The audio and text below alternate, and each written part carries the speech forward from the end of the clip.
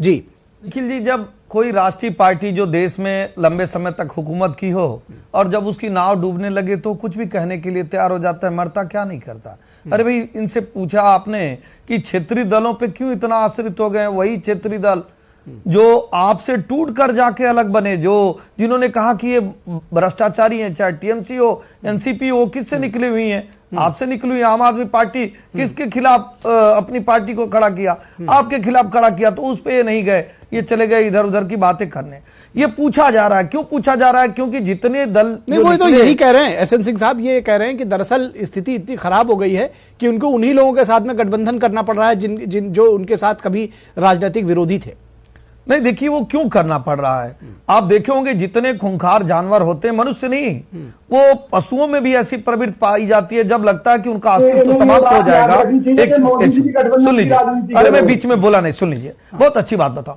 ये एक नैसर्गिक प्रक्रिया है। जब आदमी को लगता है कि हमारा अस्तित्व समाप्त हो जाएगा तो मरता क्या नहीं करता। ये तो दादा परदादा की कहावत है, वो कुछ भी करने के लिए तैयार हो जाता है। और हालात ऐसे हो गए हैं कि आप आम आदमी पार्टी जो इनके 400 पेज के भ्रष्टाचार को लेकर घूमती थी, आप उसके चरणों में गिरे हुए हैं। जो एनसीपी, जो टीएमसी आपके खिलाफ में बनी, उसके चरणों में गिरे हुए हैं। जो समाजवादी पार्टी, जब सोनिया गांधी जी को प्रधानमंत्री बनने की बात आई तो उन्होंने कहा कि तो विदेश की पार्टी है और जीवन भर विदेश की पार्टी रहेगी। भाई, जिसको अंग्रेजों ने बनाया तो उन्होंने कहा कि क्या गलत किया, उसको हम कभी समर्थन नहीं देंगे, उसके साथ जाने के लिए तैयार हो गए।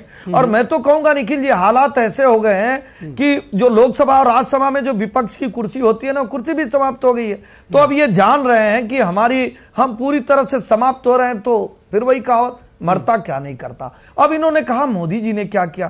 भाई, मोदी जी ने तो इतना सुंदर कार्य किया है, आपके लिए तो कार्य किया नहीं। आप जो कार्य करते थे, संस्थाओं को बेचने का कार्य आप करते थे, संस्थाओं पे जो कर्ज बढ़ाने का कार्य आपने किया। मोदी जी ने देश की अर्थव्यवस्था को, अब सुन तो लीजिए, विजय जी आएंगे, विजय जी आ रहे हैं आपके पास, बताऊंगा विजय जी, मैं तर्क सहित आपको बताऊंगा। विजय जी, क्या होता है जब आप कोई भी कार्य कराने जाएंगे, जब बॉर्डर पे 17 कॉरिडोर बनाएंगे, जो बड़े बड़े एक्सप्रेसवे बनाएंगे, जब रैपिड रेल बनाएंगे, जब डिफेंस कॉरिडोर बनाएंगे, जब अमूल की फैक्ट्री लगाएंगे, जब नोएडा में भी इंटरनेशनल एयरपोर्ट बनाएंगे, जब बुनियादी ढांचे में विकास करेंगे, तो निश्चित तौर पे देश की अर्थव्यवस्था बढ़ेगी और खर्च भी बढ़ेगा। लेकिन देश की अर्थव्यवस्था कैसे बढ़ रही है? अगर हम विकास कर रहे हैं तभी ना। और कोई सरकारी या विदेशी एजेंसी नहीं, पूरी दुनिया के लोग आज भारत की तरफ अच्छे मन से देख रहे हैं कि भारत एक विकसित भारत की तरफ आगे बढ़ा। लेकिन ऐसे सोच के लोग, ऐसे कांग्रेसी सोच के लोग, ऐसे समाजवादी पार्टी के सोच के लोग, जिनको सत्ता प्यारी है, वो सत्ता के नाते निखिल जी कुछ भी झूठ बोलते हैं। ठीक है, जवाब ले लेते हैं। जनता सबसे बड़ी, निखिल जी 10 सेकंड, जी, जनता सबसे बड़ी वो होती है कि वो तय करे कि कौन अच्छा कौन बुरा।